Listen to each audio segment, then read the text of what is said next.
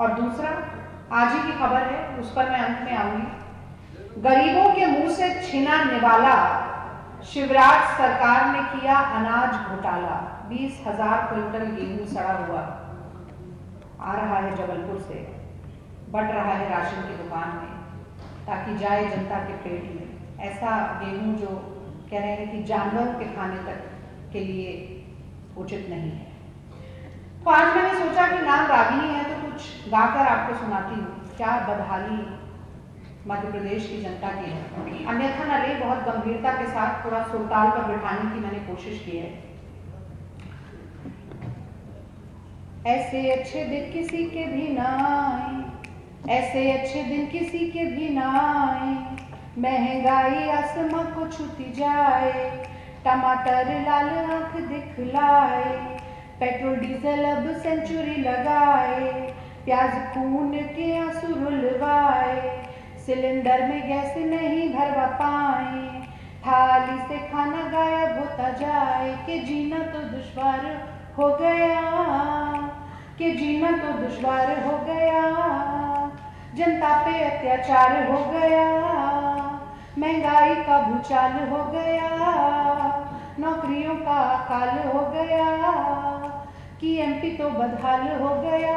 झूठ बोलिए, झूठ बोलिए मामा, क्यों झूठ बोलिए, झूठ बोलिए, झूठ बोलिए। तो देखिए,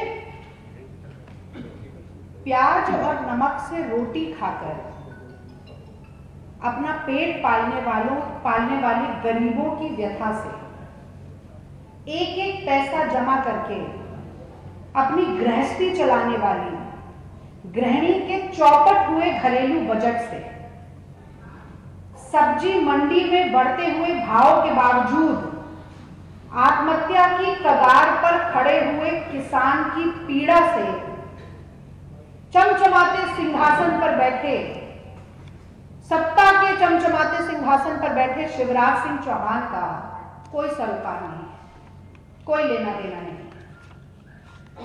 एक कांग्रेस का समय था जब बटुए में पैसा लेकर जाते थे और थैला भर सामान लेकर आते थे, और अब भाजपा का शासन है, चाहे केंद्र की बात करें चाहे मध्य प्रदेश की बात करें, कि सूरत हाल ये हो गया है कि अब थैला भर पैसा लेके जाएं और बटुए में सामान लेकर आए। मुझे याद है मोदी जी ने कहा था एक बार कि टमाटर चीन को हम लाल आंख दिखाएंगे। मोदी जी ने कहा था कि चीन को हम लाल आंख दिखाएंगे। चीन का तो पता नहीं, वहां तो झूला झूल रहे थे मोदी जी, पर 200 रुपए के पार जाकर टमाटर ने जनता को लाल आंख दिखाना जरूर शुरू कर दिया। आज जब हम ये प्याज की माला बनवा रहे थे तो ये जानकर और समझकर बनवा रहे थे कि हमारी जो पीसीसी का बजट है वो कुछ दिनों के लिए हिल जाएगा इतनी ये माला पहनने में, बहुत भारी माला है। अभी आप अगर हम जब उतारेंगे तो आप उठाकर देखिएगा। तो आज 80-90 रुपए किलो जो प्याज मिल रही है वो जनता को खून के आंसू रुला रही है। और बहुत जरूरी है कि चिर निद्रा में सोए हुए मुख्यमंत्री शिवराज सिंह जी को जगाया जाए और उन्हें ये याद दिलाया जाए कि प्याज के दाम में जब उछाल आता है तो वो तख्तो ताज उछाल देने का मादा रखता है। उन्हीं की सरकार गिरी थी दिल्ली में, मैं दिल्ली से आती हूँ, स्वर्गीय सुषमा स्वराज जी, प्याज के दाम बढ़ाए थे। एक और महिला नेता है वित्त मंत्री देश की, उनसे पूछा गया कि महंगा हो रहा है प्याज, इतनी महंगाई है, क्या किया जाए? तो उन्होंने कहा मैं तो प्याज नहीं खाती, यानी कि प्याज महंगा हो जाए तो प्याज खाना छोड़ दीजिए, पेट्रोल डीजल महंगा हो जाए तो गाड़ी चलाना, दोपहिया वाहन चलाना छोड़ दीजिए। अब आप एक आजकल रोज यही हो रहा है, आप लोग देख रहे होंगे कि जब हम रात को बता देते हैं कि हमारी इतने बजे प्रेस वार्ता है, उससे एन पहले भारतीय जनता पार्टी अपनी प्रेस वार्ता रख देती है हमें डिस्टर्ब करने के लिए। बेचारे खुद इतने डिस्टर्ब हैं।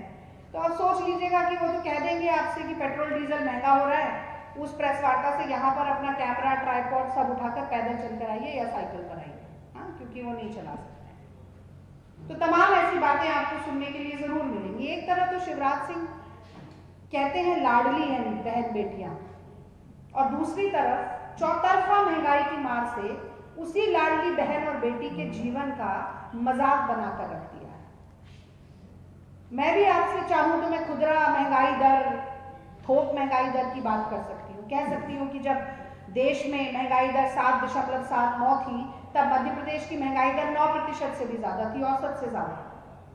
लेकिन महंगाई सिर्फ आंकड़ों का विषय नहीं है, अर्थव्यवस्था का विषय नहीं है। ये हर व्यक्ति के दैनंदिन जीवन पर प्रभाव डालने वाला एक बहुत ही गंभीर मुद्दा है। और जिनको आप लाडली कहते हैं, सबसे ज्यादा उन्हीं के जीवन को मुश्किल बनाने का काम करती है। क्या शिवराज सिंह ये नहीं जानते कि अगर घर में खाना कम बनता है तो वो महिला ही है जो एक रोटी कम खाती है, वो महिला ही है थोड़ी सी ताजा सब्जी बना देगी, बासी सब्जी से खुद खाना खा लेगी, सब्जी नहीं है तो अचार से खा लेगी, और अगर खाना ही नहीं है तो पानी पीकर सो जाएगी, अपने बच्चों को पहले खाना खिलाएगी।